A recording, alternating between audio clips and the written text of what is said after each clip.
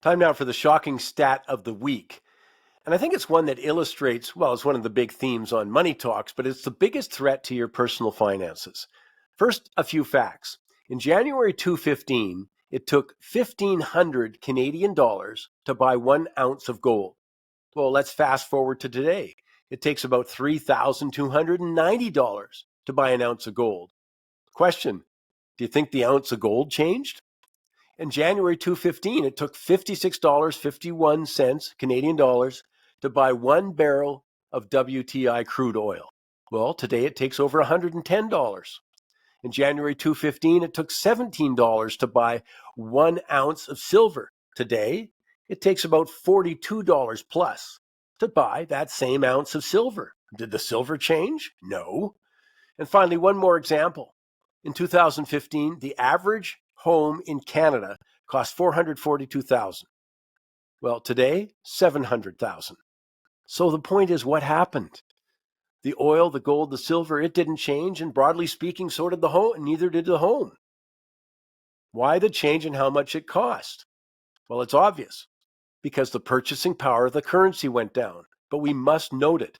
Bridgewater's Ray Dalio said, watch the value of your money in relation to the prices of other currencies, gold and goods and services, to understand what's really going on with the value of your money and what it buys. Because if you don't do that, you might fall under the illusion that the things measured in that money, i.e. stocks and bonds, are going up, when the truth is the value of your money is going down. Now, as we've said on Money Talks for over 4 years, the biggest challenge to your financial well-being is the erosion of that purchasing power. I mean, it's happening all around us. And with government still creating billions of dollars electronically, which outstrips the growth of supply of goods and services, well, the trend's going to continue. But here's the other aspect that's regularly overlooked.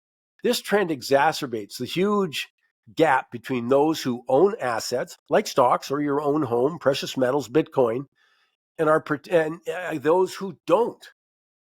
We're allowed to protect ourselves through those assets, but many people cannot. And by the way, real estate used to be part of that protection portfolio, but come on, look at what government's doing, increasingly going after it, whether it's a huge array of tax increases.